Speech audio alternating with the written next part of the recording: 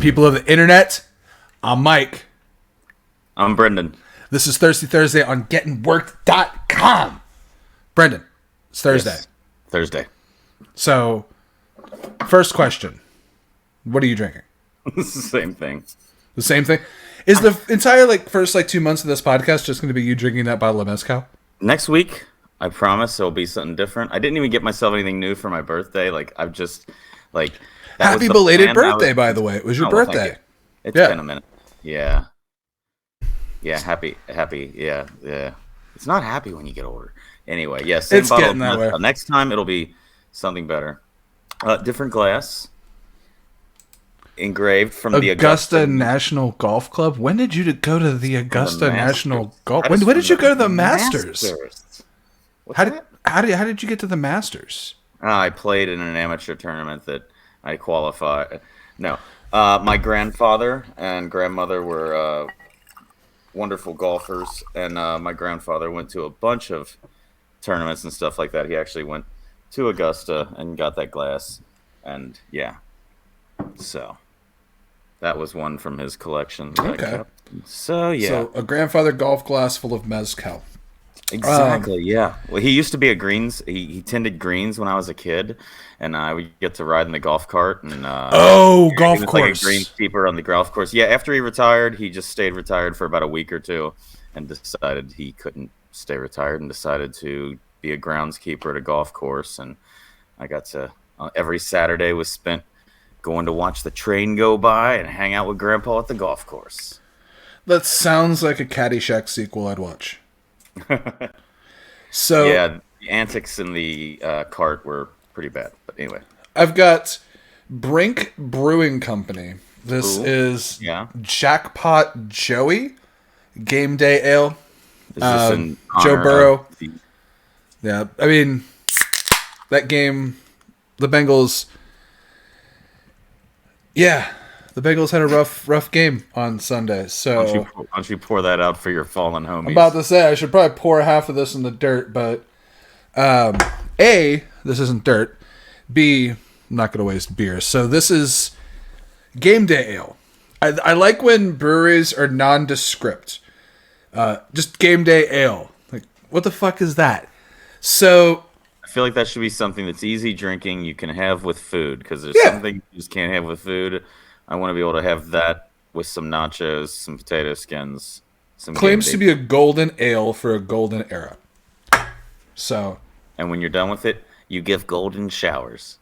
Sorry. A little bit lighter. A little bit lighter. A little lighter. Cheers. Cheers. So, you're back from space. No. Well, you are. Fourth. I'm jumping between these different dimensions. In space. No. On the Xbox. Okay, we're talking about Starfield, the video game, right? Well, that's one dimension that I'm hanging out in, but I've been spending a lot of time in another world too. Which one? Hogwarts. Oh, you got Hogwarts Legacy. I did. Man, because last time we had talked, last episode, I believe, you had talked about that possibly being your next purchase. So before we get into what you think about the game, yes, what caused the final decision for Hogwarts Legacy? Because I'm in the video games are $70. That's a big decision. So why Hogwarts Legacy?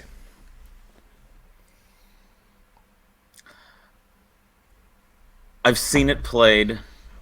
I knew what I was getting for sure. Okay.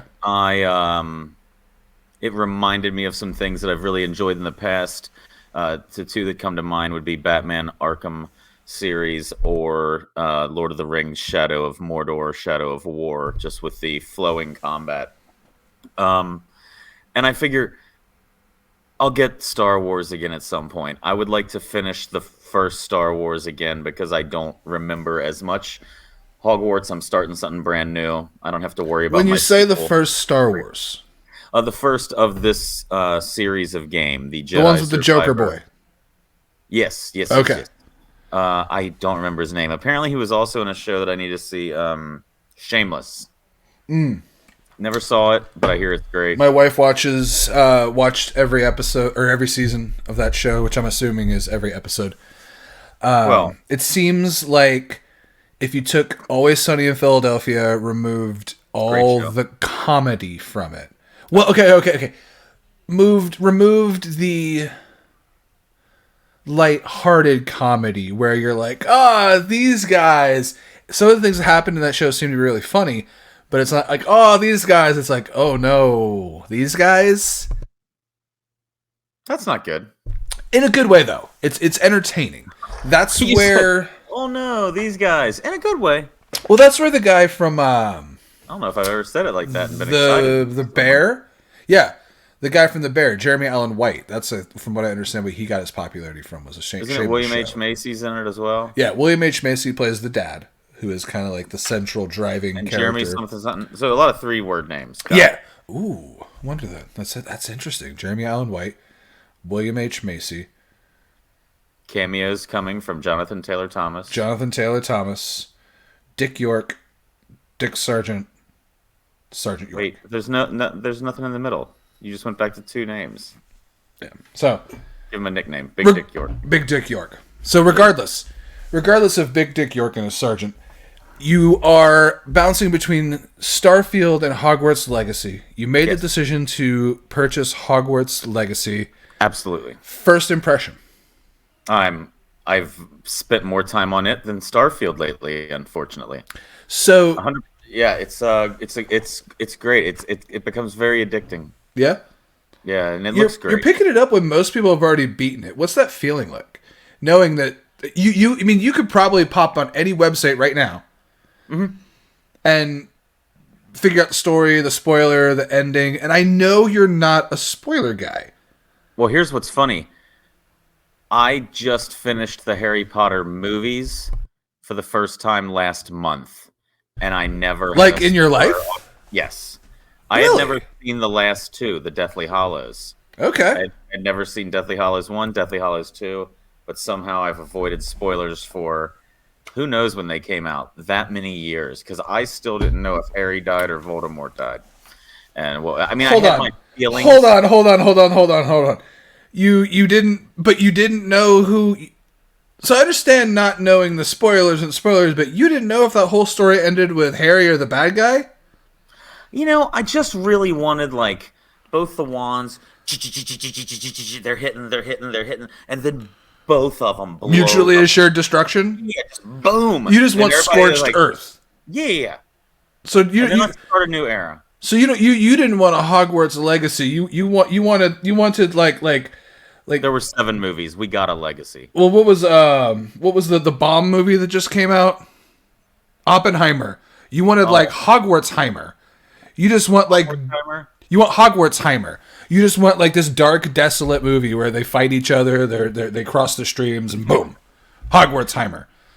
Avanica, fuck this! Bam! I mean, that might be the name of this episode. You might see the title of this as Hogwartsheimer, and then we'll have to explain that to Warner Brothers. No, I don't really think they're paying attention. Nobody is. So, one of the reasons I'm excited that you picked up Hogwarts Legacy, you're a big character building gamer. You love Mass Effect. You've tried to get me to play Mass Effect for years. Never going to happen. Best game ever. Best game series, best game experience I have ever had. How would you say creating a Hogwarts character compares to the journey of creating your Mass Effect character? Oh, here's the thing with Hogwarts. It's the first game in a while where I didn't care what my character looked like. Because I'm creating a kid. I'm not creating myself. And you know what? Character creation. That's a fair way to look at it. When I started shaving my head, character creation became a lot easier for me in games. But they're getting too detailed. Starfield is just insane. The character building and the warping the cheek, get every individual crevice of your face, and it's pretty unbelievable. I ended up with my character looking somewhere between the Blade from AEW and maybe... I didn't know which Blade you meant. You said the Blade, and I'm like, Wesley? No. Blade from AEW and maybe... Mahershala? No. And maybe like a malnourished Dave Attell. And, you remember the guy, Up All Night, comedian? Yes. I went to Buckeye Donuts in Columbus, Ohio, which apparently one of their claims to fame is him coming there, because it's like an all-night donut spot right next to OSU campus in Columbus, Ohio. And one of their things when you still go in there, because they stopped filming that show in like, what, 2004 or 5 or something like that? Back. It was way back. Like, he ended pre-Chappelle, I think. I feel like Dave Attell came and went before Chappelle's show was big on Comedy Central, because that was like, he was their big dirty comedian. He was the first stand-up comedian I ever saw live in a comedy club. Was that because I know he went through a period where he kind of rejected booze and drugs and all that? Did you catch sober Dave Attell, or do you think you caught? Oh no, absolutely not. No, okay. That was a very confident answer. That's the same. Absolutely not. If you were to ask me if the only time I ever saw Pantera, if their singer was sober, no, absolutely not. I will say it was the days where in a comedy club you would see chain smoking, he was lighting a cigarette off of another cigarette and things like that, and the days where you could smoke anywhere. Yeah, you remember when there were smoking sections in restaurants? We were talking about this the other day, but the section was divided by a 4-foot wall, so the smoke would just float over here to you, and you would smell like. And they used to think that would do something. Oh yeah. Like, I think there's still a Mexican restaurant down the road from me that has like the glassed in area that you can go in. It's like the smoking section. Exactly. It's just like this, and it's all smokers, and it's like if you saw smokers at the aquarium. And I hate to classify people, but the people that are going to smoke when they eat their food aren't the most hygienic. So it's a little musty in there. It's a little sticky in that area. And that's also where they have like the bar. So like people have to come in there and open the door. So it doesn't matter that they put it in its own space and area. It's just coming out of that door every like 2 minutes anyway. Just the last soundbite of it's musty in that area. It's that all sounds horrible just as a soundbite on its own. Like, what is he talking about? Smoking sections are yeast infections. Oh God. There we go. That's what you paid for. That's the content you guys came here for. Sounds like the most confusing like fortune cookie ever opened. Smoking section. So what the fuck is this? So your character normally looks like a sober Dave Attell, but your Hogwarts Legacy character does not. No, it looks like I took a random generated that it did, gave him a English voice, gave him the lower accent pitch of the English voices, and like, he went about his way. Crikey, blimey, like that. No, he's not full. That's Australian. You went full Australian. Blimey, blimey's not Australian, is it? So technology sometimes will tech. So if you saw a cut. You saw some changes in there. We had a little bit of a technical blimey. A blimey. Oh god. Right? Or is it a crikey? What? You shouldn't be allowed to talk. So, because of that. Oh, you want to cut? Yeah, we're gonna make this happen because now it really is Thursday. Is that a decanter or is that a bottle of something? This is my dad joke decanter still. Ah, yes. The Evan Williams. It's I may or may not keep this on my desk in my office all the time. Nice to have, just for looks. There's 2 bottles I keep in here. There's that decanter that's always got something in it. And the other bottle, I don't remember if you were with me for this one, but is a bottle of Knob Creek Single Barrel autographed by Fred No. Fred No. We got these bottles, and this is one where I get to put my thumbprint on it. And I was like, oh, that's cool. My plan was I'm going to take it home and drink it like every other bottle of whiskey. But we went to the gift shop, and Fred just happened to be there. If you don't know who, we keep saying Fred. Fred No, master distiller of Jim Beam, the not youngest, but like second or third youngest living Jim Beam descendant currently. Either way. So at the distillery, confidence in your voice. Yeah, I'm going to go with that. But met him, got him to sign this bottle. So this one kind of always sits here. I got a bottle signed by Jimmy Russell from Wild Turkey. Drank that one. Got a bottle signed by Bill Samuels from Maker's Mark. Drank that one. Have the bottles, but I'm going to try to not open that one.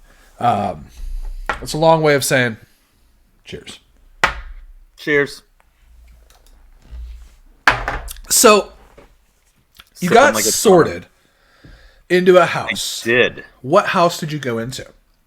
That's probably the thing everybody would like to know. Or would you like to assume? Would you like to guess? Ooh. Would you like to... So, you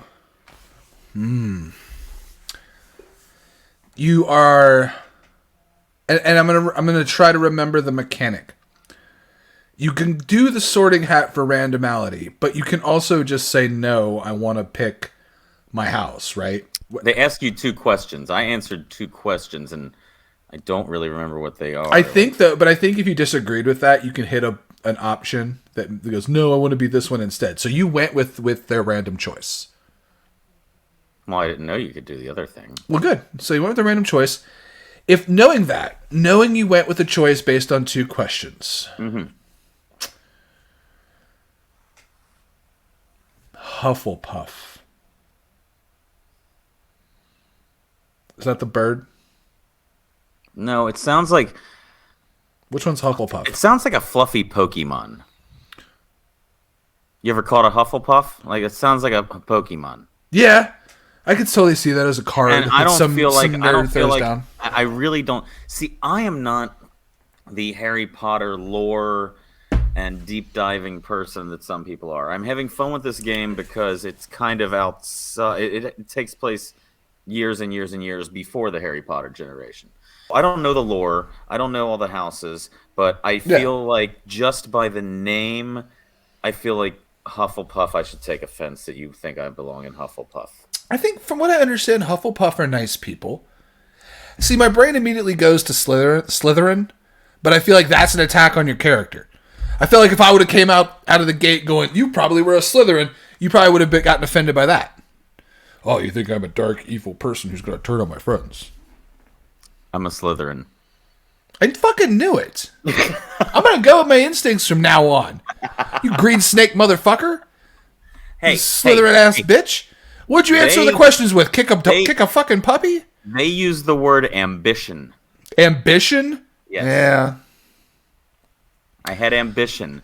They asked if I was ready for school. I remember one of them now. Are you ready for classes to begin? And I could have said, yeah, I'm ready for classes. Or, no, I'm ready to go explore. And I said I wanted to explore, and I had ambition, and I'm Slytherin, apparently.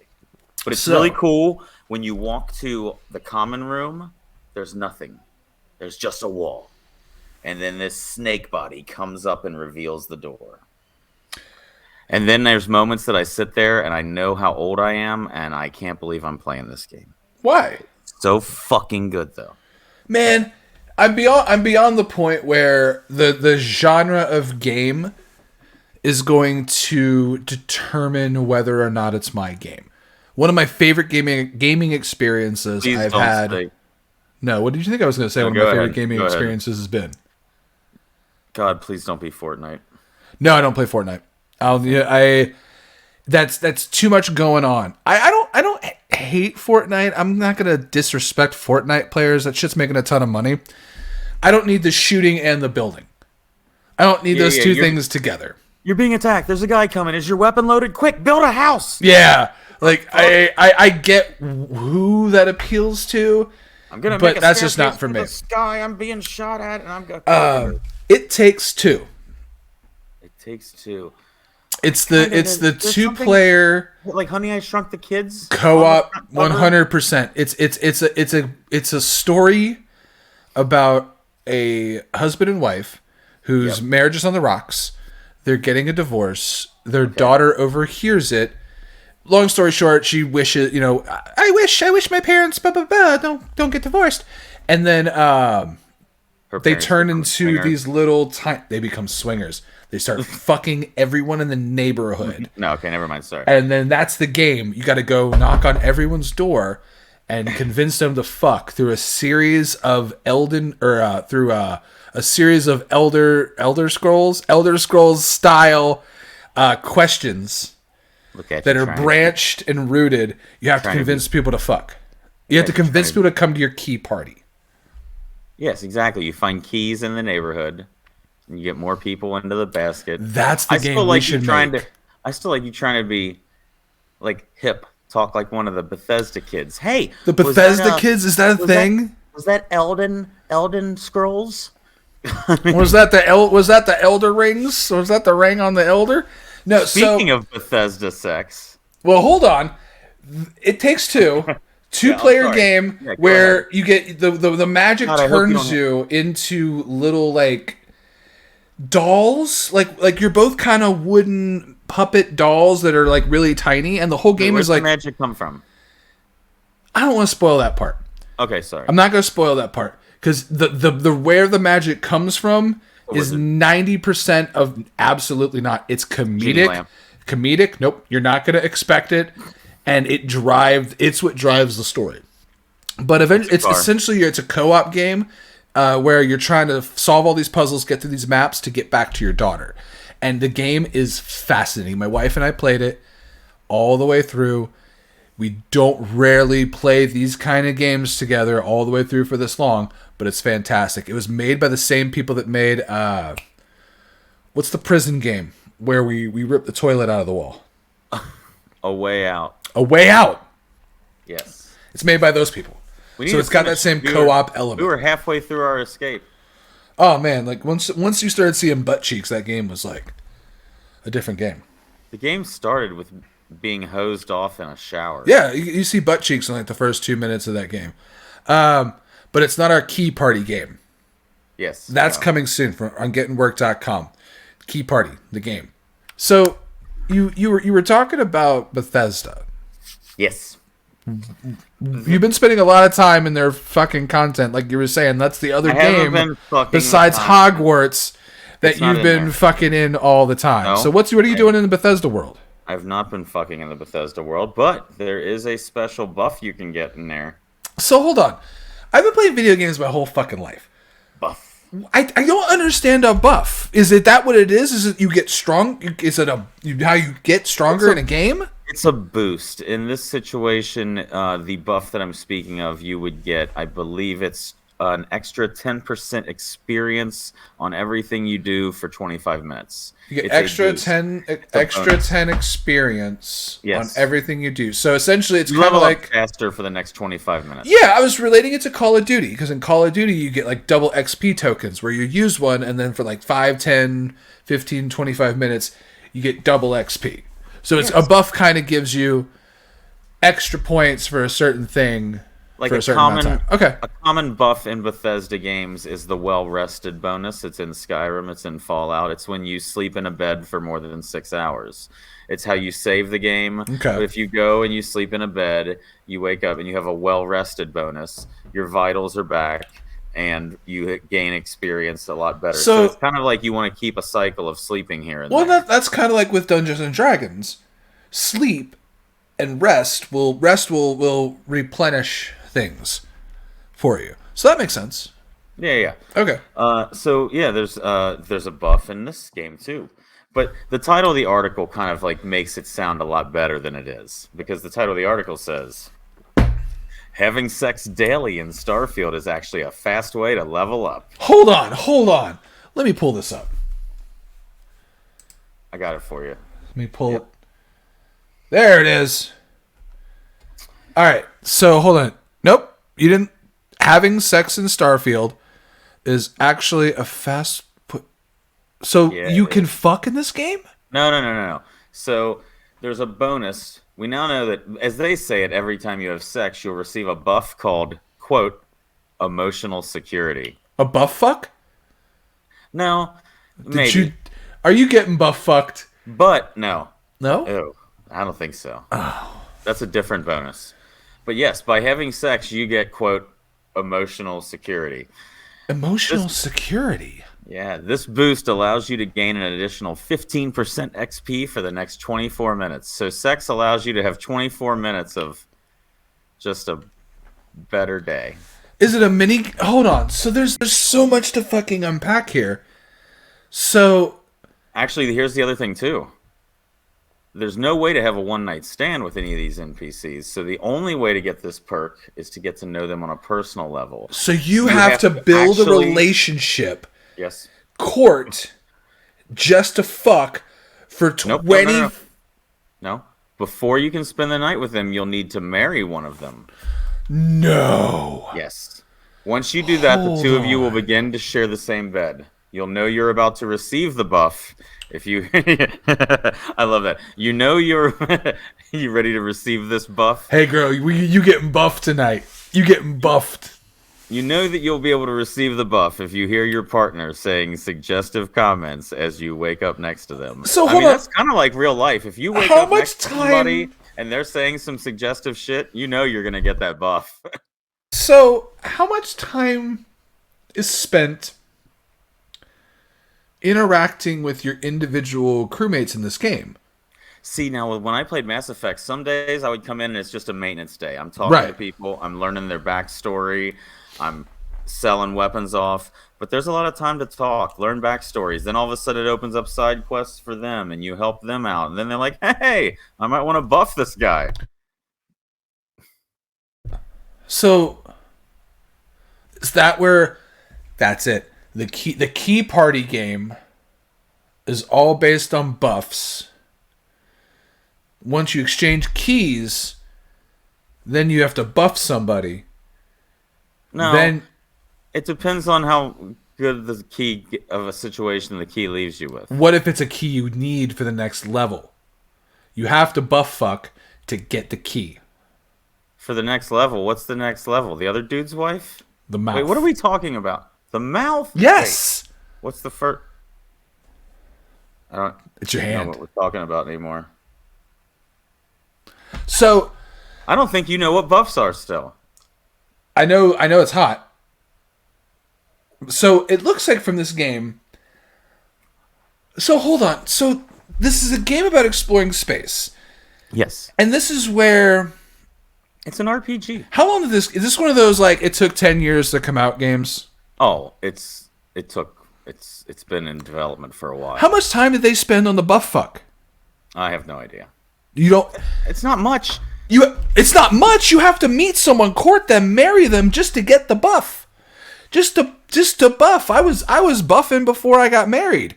They're buff. You have to like talk to somebody. Apparently, in the future, in the times of gravitational drives and space flight, we've gone back to having to get married first. So this is what happens in the future. We went from a normal society to now you have to hold on. Let's see. It's the only way to get this perk. Get to know your crew on a personal level.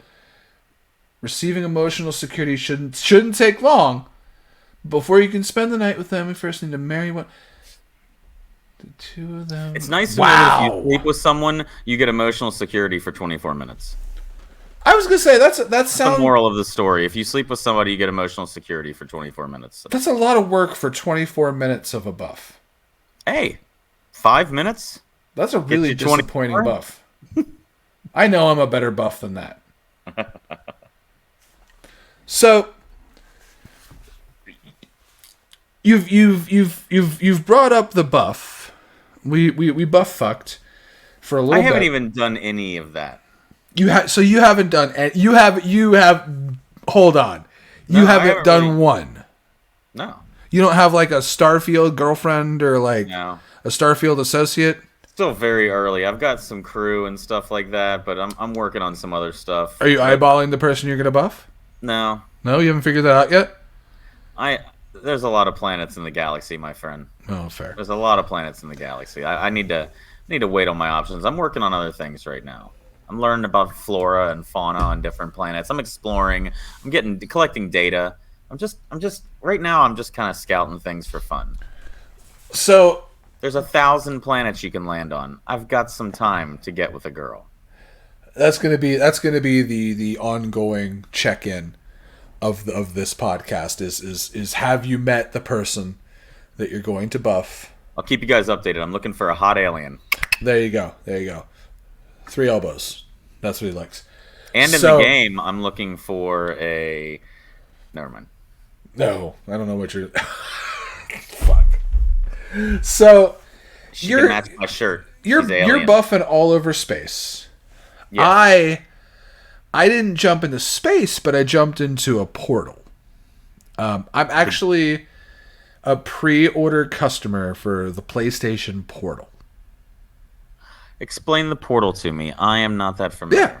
So is it the equivalent of the Nintendo? Is it a Nintendo Switch competitor? See, I knew you were going to jump to that. It's a Nintendo Switch competitor, but it ties directly into your PS5. So you have to have a PS5 to use one. Okay. It is currently being proposed as a device for PlayStation Remote Play. So you can like stream, like a Stream Deck almost. You can stream to. Okay, gotcha. Yeah, like right now, like if I were to play PlayStation on this podcast or on a stream, I would be playing through my laptop that has the PlayStation Remote Play app on it. Gotcha. The Portal is a device that will remote play your PlayStation anywhere you have access to Wi-Fi. So it's kind of going to be the Switch, but it's an extra piece onto another system. Yeah. Yeah. I see what you're saying. So I'm excited for that. It's one of the few times until PlayStation, I wasn't a pre-order jump in the line, get in the waiting room for big items. Like I pre-order video games all the time. Were you a portable gamer at all? Were you a Game Boy? My Game Boy, I'm a huge Tetris guy. That was my main game when I had the Game Boy, was Tetris as a kid. Oh, I have something here. So I'm back. We're back. You're back. I'm back. I had to get another beer as well anyway, so we were talking about handhelds. That's a pretty good handheld you got right there. You bought something. No, I didn't buy something. I found something. You found something? Yes. That's almost better than bought. Yeah, we were talking about handhelds, and you had a Game Boy. You said you like Tetris. I had a Game Boy. I was a big Tetris fan as a kid. I had that and a couple other really terrible games. I had like the Teenage Mutant Ninja Turtles Game Boy game, which was an unplayable fucking mess. Ew, that's not good. It's like, yeah. Okay, here you go. You ready? What is this? Where did you get a Game Gear? Is that like your Game Gear from being a kid? So there's sometimes that it's not too crazy to be like a complete hoarder. So, yes. What's in here? Currently, the Game Gear port of Sonic 2. Sonic 2. Okay. Mortal Kombat 1. Good choice. Riddick Bowe Boxing. Riddick Bowe? Yes. I haven't thought about Riddick Bowe since that game came out. Oh my god. The Majors Pro Baseball. You know that's great when they just can call it the Majors. They can't call it anything specific. They don't have like a person. Alright, so I need you to bring that Game Gear and Home Alone over here. Home Alone is the best game I remember playing on the Nintendo Switch is great at giving you retro systems. You can play old Sega games, you can play old Nintendo games, old Super Nintendo games, Game Boy Advance, Game Boy Color, Nintendo 64, but they haven't added the Game Gear yet. That's the one that I think when they really add that to the Nintendo Switch library, man, I'm going to put so many fucking hours on that. You remember instruction manuals? Yeah, that's used to be the best part of the game. Games used to come with instruction manual. I don't know. I kind of like a tutorial. It's easy to learn hands-on and have it fed to you at a pace. Well, now you have games that you need a tutorial. You need a tutorial for Assassin's Creed. Yeah. Assassins, the way I said that. You need a tutorial for Assassin's Creed. You need a tutorial for BioShock. You need tutorials for those kind of games. You didn't need a tutorial for Zelda. You need to know up, down, left, right. Here's what the monsters are called. Here's your ultimate goal.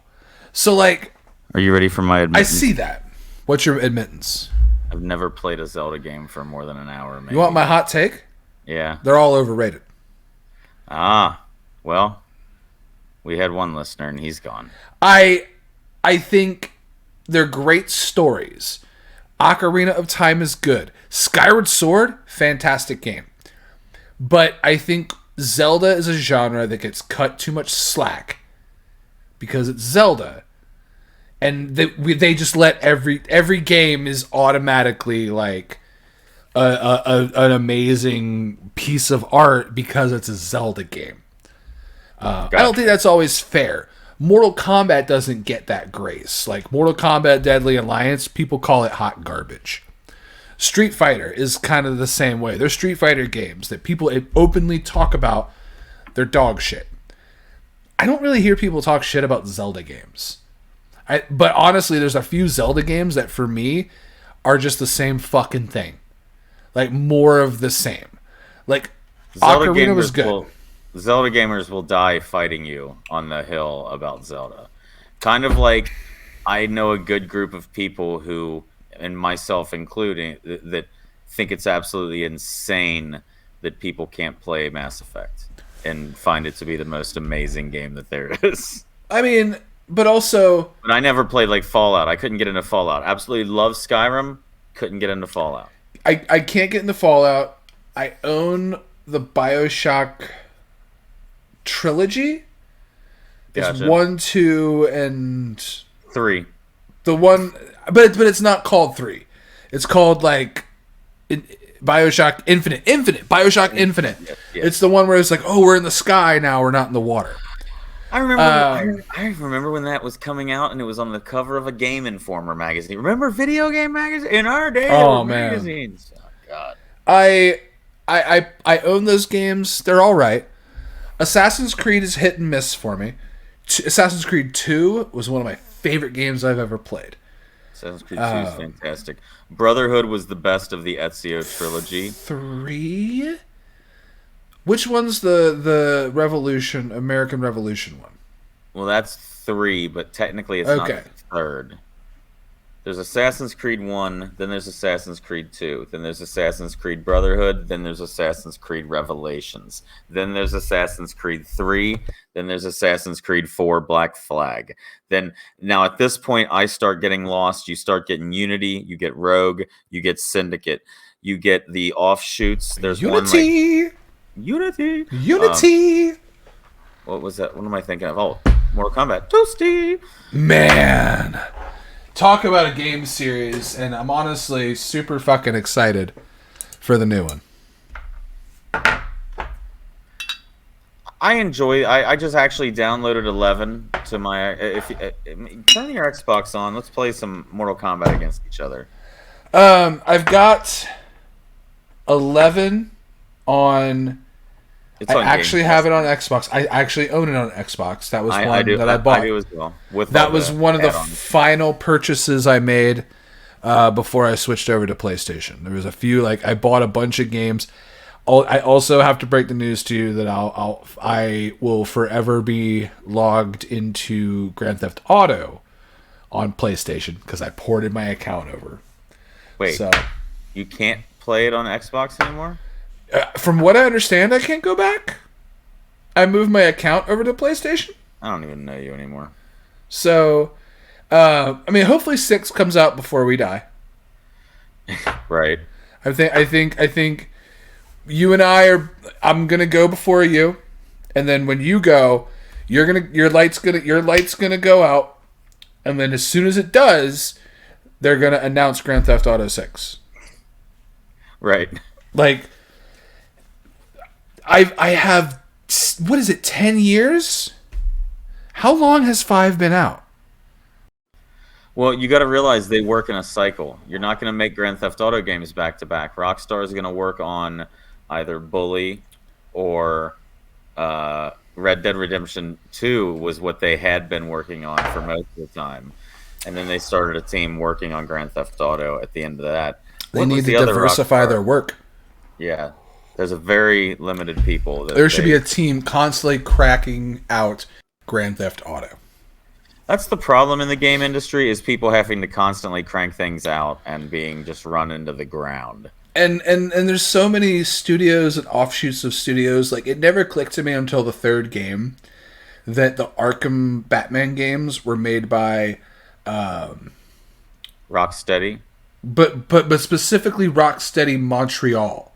Oh, yeah. Specifically, like, they gave that all to one specific office. Assassin's Creed does that. If you look at Assassin's Creed, they have always, each game in order will never come from the same studio. There's an Assassin's Creed, then Europe, there's one in Montreal, or it's Ubisoft. Are they all Desmond? Because No. I know the assassin is a different dude majority of the time, but all the ones that I've played were the Desmond guy in the real world. Is it Desmond's that way in all of them? gone. Desmond's eventually gone, and then there's other people. Don't spoil it for anybody. One of them's you. Like you, the player? Yeah, you are in the Animus yourself, and you're a first person moving around the offices of this place. And yeah, it's interesting. I don't know. Sounds like you're trying to create inside baseball. In all of the Assassin's Creed games, I have spent time in our world, maybe an hour. And that's on all of the games. It's the most boring part of Assassin's Creed games. I remember there was one where Desmond is running out of a building because people are breaking into the building to steal the Animus. And you're running with her, and you have the stick that you're beating him off with. Maybe I guess it was very forgettable. It was very like I did that scene and then whatever. Yeah. So the Assassin's Creed games, I'd say I like those games, but they're never going to be super high on my list. Like they're fun. I like walking around those big recreations of worlds. I don't think one will ever grab me as much as 2. 2 was amazing. I love the history of them. I love that they have tied, and history was the only thing I was really great at in school, and I studied, and I loved, some science, but the way that they weave the stories in with history and put your character in these moments in time and weave this whole story together, weaving fiction and nonfiction, it's fantastic. And just the way they've recreated cities, you could go to France and walk some of the streets from the map that they have in that game. Right. So those games are really great for the fans that love them. I play them mediocrely. It's funny because I will go through my stacks of Nintendo Switch games. There's so many games I've started, but not a lot of games I've finished. Case in point, L.A. Noire. The game's fantastic. Love L.A. Noire. I bought it when I bought my Switch 5 years ago, and I haven't gotten more than an hour into it. I still have the 3 or 4 disc original for Xbox. Then I got the remaster a few years back. I remember when I played it the first time through, I got to the arson desk, and that made me feel like I finally got to the arson, which was really far into the game, I thought. And then I stopped playing it. And then I got the remaster, and I'm like, I'm going to restart this son of a bitch. And I did. And I got up to the arson desk, and it's sitting there in the same exact spot again. And yeah, I've never finished L.A. Noire either, but I will agree with you that it is a fantastic game. There's a few games I'm super excited for that aren't out yet. I don't know how much Metal Gear you've played, but they announced a remake of Snake Eater. They're remaking Metal Gear Solid 3 Snake Eater. It's like Metal Gear Delta Snake Eater, but it's the Snake Eater story. And then they're re-releasing 1, 2, and 3 as like a combo, like, hey, the original games. And I'll be honest with you, that's going to take all my money. I'm down for the I've got all that pre-ordered. I love those games. I will play Metal Gear games all the way through. I love the story. Up through 3. When they switched, when 4 came out, that was on PS3. I was on Xbox at that point, so I didn't get that one. I played a little bit of 5 on Xbox when they ported it over, but really for me, the Metal Gear games are 1, 2, and 3, and I'll play those motherfuckers into the goddamn ground. They revolutionized boss fights and made boss fights very unique and Do fun. you remember the first time you played Vulcan Raven? The guy with the big Gatling gun that was walking around the freezer in the first game? Maybe. The one that stands out to me the most is Psycho Mantis. or I think that was his name. That was when and a certain generation of people are going to remember this very specifically, but Psycho Mantis was when it was the most unique way to beat a boss that may have ever been in any game ever. You broke we talk like in our modern like conversations, we talk about like Deadpool breaking the fourth wall, things breaking the fourth wall. That broke the idea of you being in a video game player in a situation playing a video game. It literally was where you had to go look online and learn, okay, I have to plug the controller into the second port. This was on PlayStation 2, by the way. One. Metal Gear Solid. Psycho Mantis was on Metal Gear Solid 1 on PlayStation 1. No, it was PlayStation 1. So the two big keys are, on a PlayStation 1, you have two controller ports that are side by side, 1 and 2, like the left side of the brain and the right side of the brain, because that's the way they play this. But you also, above your controller, you have a memory card, which is like an early version of a USB card. And that memory card would plug in, and that's what you would save your games on. And I remember that he would basically read your memory card and start talking to you about games you've played and taunting you because he knew everything you were going to do.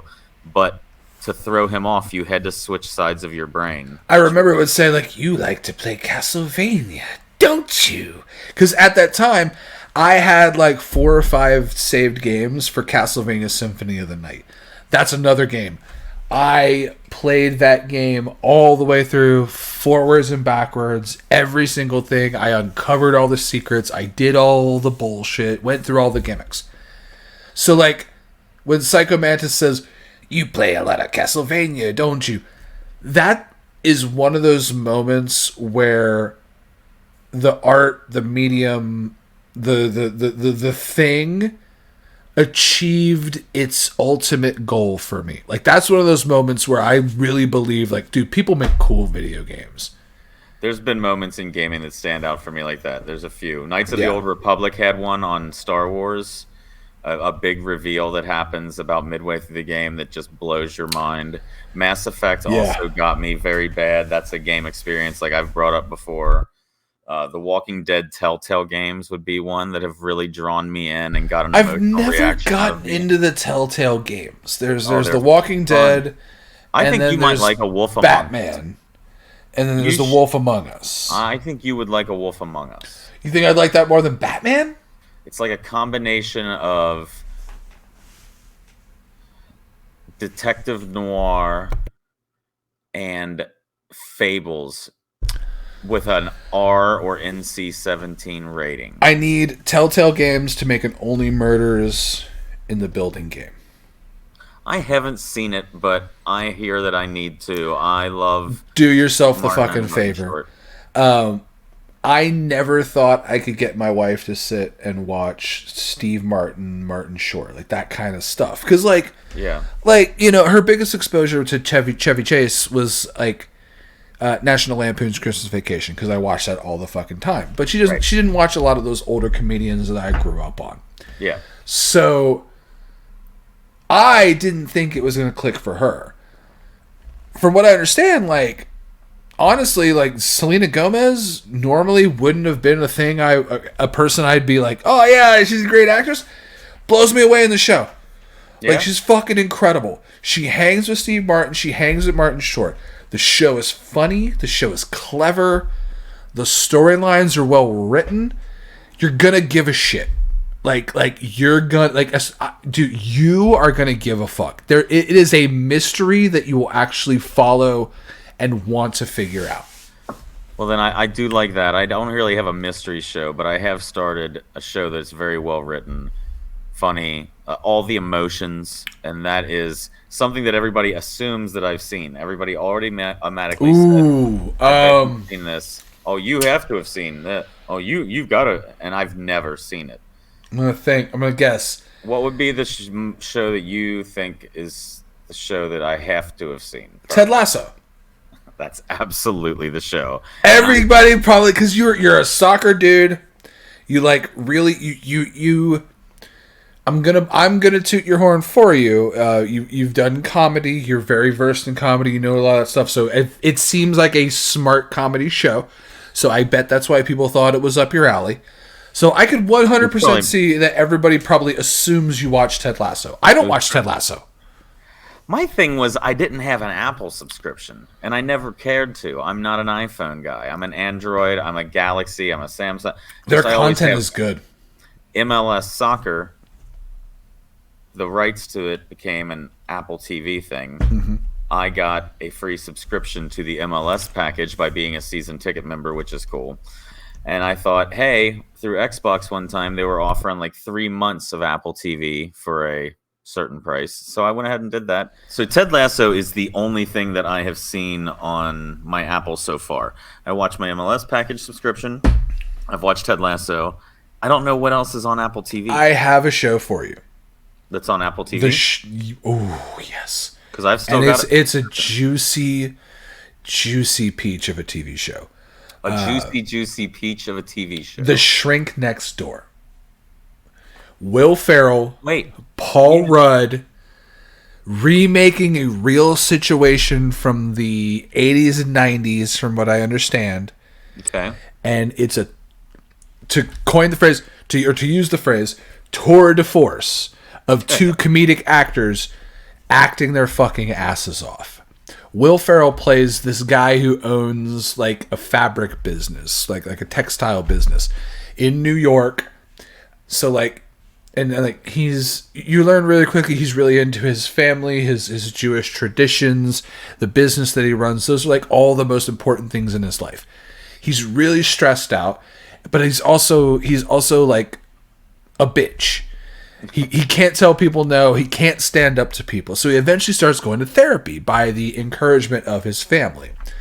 His sister is played by Catherine, not Catherine Zeta-Jones, not Catherine Hara. Who's the Catherine who is in Step Brothers, the Stay Golden Pony Boy? The wife who fucks John C. Reilly. God. She's also Agatha. She's absolutely hilarious. WandaVision. I don't know her name, but she's absolutely hilarious. She's amazing. Kathleen, she's in it as the sister. So like she encourages Will Ferrell's character to go to therapy. Paul Rudd is the therapist. Gotcha. Paul Rudd is this sociopath who uses this guy, convinces him to start paying him tons of money, not only to be his life therapist, but like to come be the therapist at his job. Eventually convinces him to box his family out of his life, gets them to buy him a house, give him property, all of this stuff. And it's all about this story of this therapist becoming so ingrained in this dude's life that he starts taking his life away from him. So it's like a combination of like, it's super funny, but it's this dark comedy about like fucking real shit. How many seasons have there been? It's a thing. Oh, it's like a 6 or 7 episode thing. It's like a mini series. Yes. Yeah, it runs and it concludes the story at the end, and you walk away fulfilled, knowing what happened. But the Shrink Next Door, I 1000% recommend on Apple. I will have to watch it for sure. Absolutely. For sure. Excuse the tale. Story of my life. So, you've got TV shows you're watching on Apple. You've got Ted Lasso.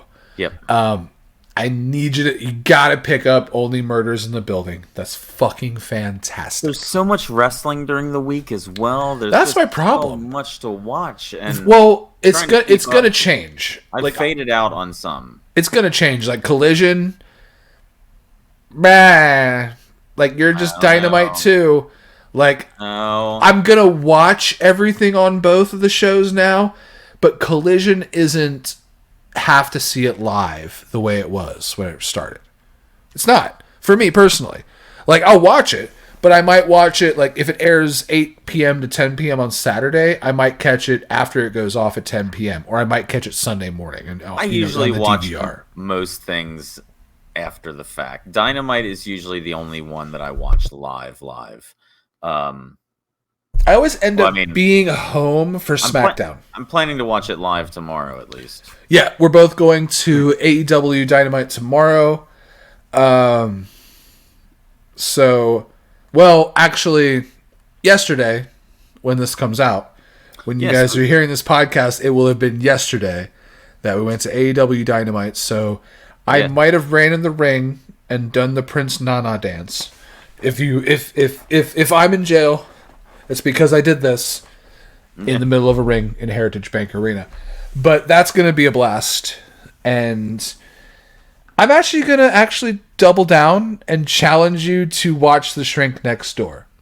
That's going to be my goal now for the next month. I'll watch an episode by next week and give you my review. Sounds good. So it was yesterday. Tomorrow you could watch Rampage and see us as well. There you go. Catch us on Rampage as well. Once again, I'm Mike. I'm Brendon. This has been Thirsty Thursday on gettingwork.com. Make sure you like, subscribe wherever you get your podcast. Go to gettingwork.com. Also, check out Getting Worked with Mike on gettingwork.com, where you get your podcast, like, and subscribe as well. Follow me on X at Getting Worked. Follow Brendon on X at the Brendon Yancey. It's still Twitter. We have to call it X because of branding changes. It's fucking stupid. Go watch some wrestling. Drink some booze. I'll see you guys.